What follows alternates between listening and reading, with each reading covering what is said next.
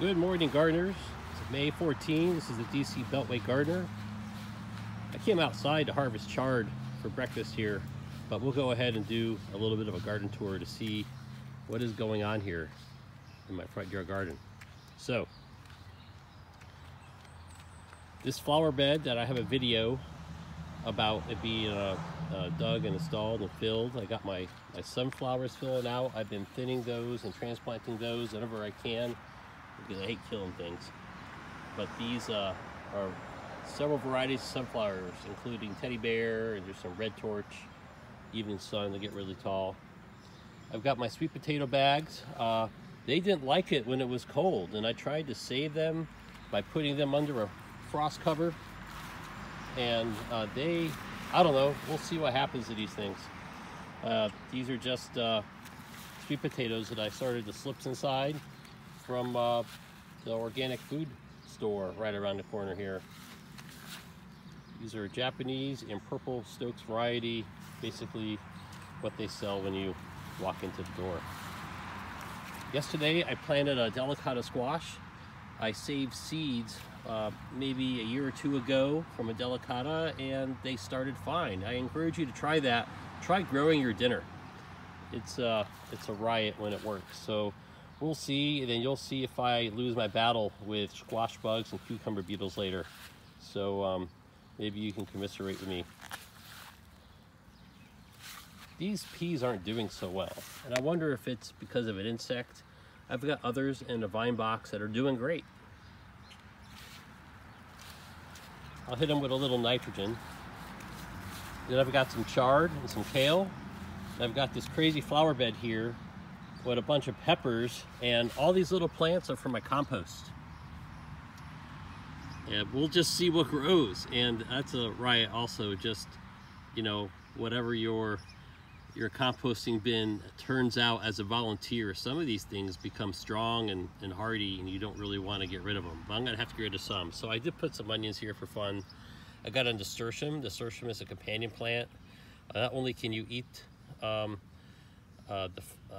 parts of it, I'll have to research that, I'll look it up again about which part, but they attract other insects away from things like your cucumbers and your squash. And these are just peppers. I didn't grow these. I got these from the garden center. They're maybe $1 a piece, and we'll just plant them close. They're red peppers, cherry peppers, and serranos and jalapenos. We'll just see how they do. All right, this will be breakfast eventually. Got a chard here. I'll show you how to do that. And then in my front garden bed, I have the early April, mid-April tomatoes that I planted under my frost cover.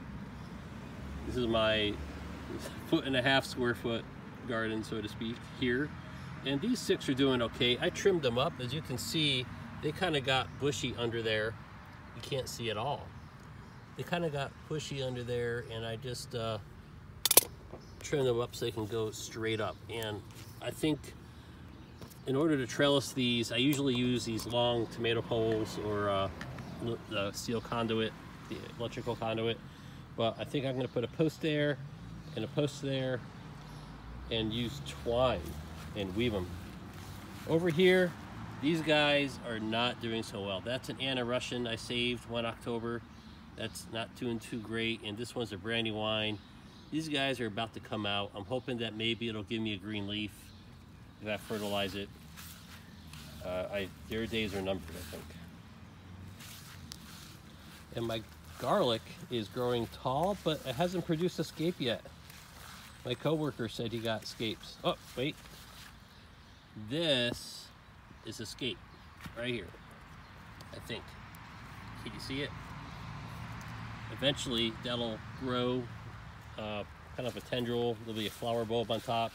You cut those off, and then you can cook them and make queso out of them. Great. They sell those in the produce markets whenever you want something fancy, so you can get it for free in your garden. All right, so we're going to harvest some chard. In my it's called cut and come again, so I'm going to go ahead down here with my scissors, and I'm just going to take the outside leaves.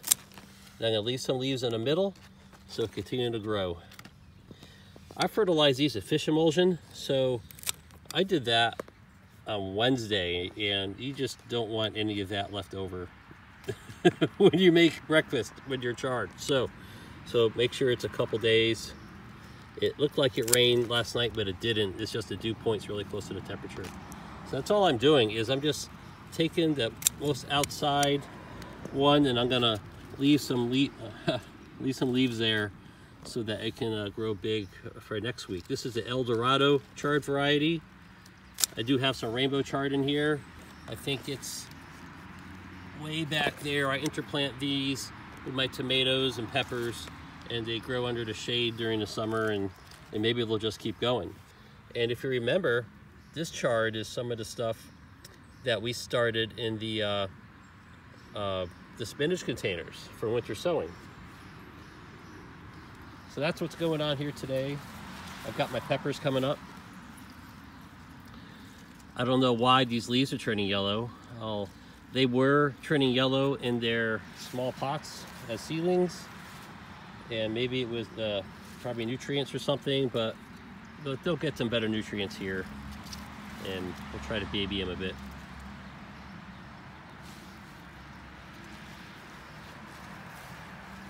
And then we'll wrap up this video to see what the potatoes are doing.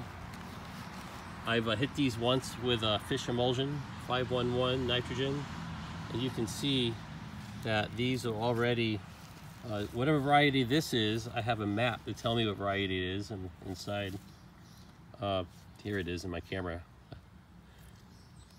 My eye to camera linkage is not working today. So we have banana, there's some couple Kuka Golds or Kuka Gems that I got from Fedco, and they're just growing all over the place. These Brussels sprouts are going to get cleared out. They keep bolting, and I keep trying to save them. Sometimes I get one Brussels sprout just to taunt me. And all around here I've got potatoes, so these Brussels sprouts will come out. And I planted 26 peppers the other day in these bags. You can see how they were yellowing a bit from being in their seedling pot. I add marigolds wherever I have peppers. It's a companion plant, and these just grew up from saved seeds that showed up somewhere in other parts of the garden. I just moved them over here to the pepper. And this is usually my basil bed, but there's lots of volunteers in here. I got cilantro volunteer, there's a marigold, another marigold. The cosmos are all volunteers. They seeded themselves last year. My spinach is not doing so well. Look at that. They should make room for basil anyway. There's a beet. That's not chard. That's actually a beet. More coriander. That's a cilantro, the slow bolting kind. And I keep running out of time, but what I'm going to do is I'm going to keep like succession planting all the way down here, so that we always have some fresh cilantro. And they grow quick.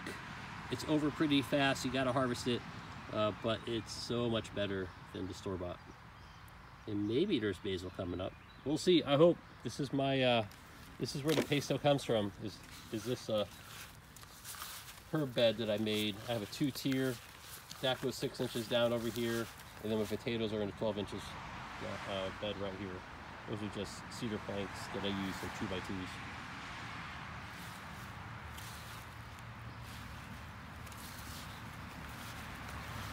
The tomato trellis.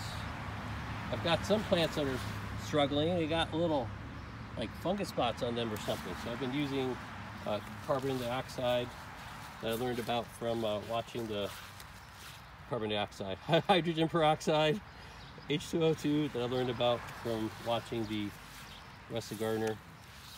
You can see I've got some brown spots on there, so I'm hoping that these things make it. And with my tomatoes, I got interplant. I got borage from the basil family, and then I'll start putting basil all the way around here. So no matter where you go in the garden, you could pick 5 cups of basil just because you're outside. Here's my borage interplanted with more tomato.